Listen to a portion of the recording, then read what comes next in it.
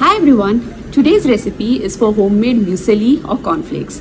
Now what triggered me to make this recipe is that my daughter absolutely loves cornflakes. We were doing a lot of cornflakes and the amount of packaging that came with it was sort of something that I wanted to cut down on. Now the other thing was, since we were having it quite frequently, I also wanted to cut down on the unnecessary sugar and all of the preservatives that we were consuming with store-bought muesli.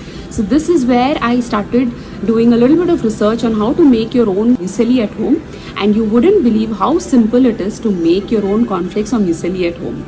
So come, let's see how to make it. Now these are the ingredients I need. I have here these oats.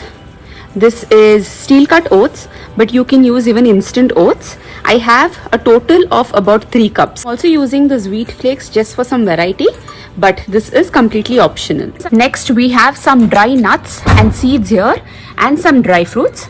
Now this is totally our choice. We just have these in hand, so I'm using this. This is chia, this is flax seeds, and this is sunflower. And you can use any seeds you have in hand. You can even use sesame seeds if you like the taste of it. And then I have dry fruits. I've taken walnuts and almonds. You can use cashews, pistachios. They all taste good. In the dry fruits, these are just some assorted dry fruits that I had in hand. This is some pineapple cubes. And then I have some cranberries here, some blackberries here, and some raisins here. You can use dates, you can use figs, you can use apricots, use whatever you have in hand. Finally, I'm going to be adding in the cacao nibs. Again, this is something that is optional. I just have it in hand. I picked it up a few days ago, so I'm going to be using these.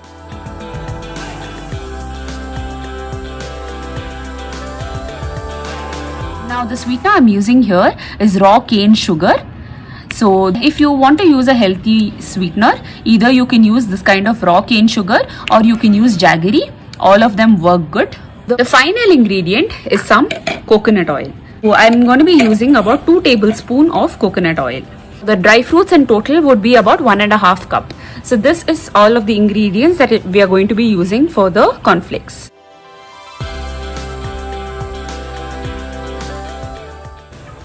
Just going to toss it in a little bit, allow it to get a little warm. Make sure the gas is on low so that nothing gets burnt. These get crunchy very soon, especially if you're using instant oats. So make sure that you keep stirring it in and have the gas on a very low flame. The next thing to go in would be all the nuts and the dry fruits. Now just toss it in this way till they get crunchy. For me it takes about 5-6 minutes, but I am using steel cut oats. So in case you're using instant oats, do keep a watch on it. The quantity of the nuts and the seeds you add is completely up to you. So if you want it to be more nutty and crunchy, you can add more. As you see here, this is a very simple way to make cornflakes at home. So all I need to add now at the end is the sweetener, which I'll be adding in once everything gets crispy and hot.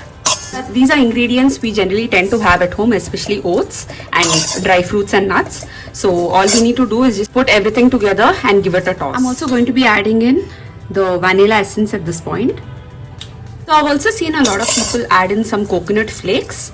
So I personally do not like the taste of coconut in my cornflakes, but if you're someone who enjoys that, you can do that too. Since we're making this at home, we can determine the amount of sweetness and the ingredients that go into it, which makes for a very healthy breakfast, which is also filling at the same time because of all the nuts and the fruits in it. It also makes for a healthy snack in between meals if you are craving for something sweet. Now all the ingredients that I've used in this, I have actually sourced from Kirana stores and from zero waste stores around my home. So basically all of the dry fruits and all are from a local store that I've bought package free, and the oats and the wheat flakes and also the cacao nibs are something that I got from the zero waste store near my home. So doing this, I can actually completely avoid packaging when I make my homemade muesli. However, even if you're not able to source from these kind of stores, oats is something that we anyway, all of us mostly buy in bulk. So just doing this will actually help you cut down on packaging and also eat healthy at the same time. Now I'm going to switch off the flame.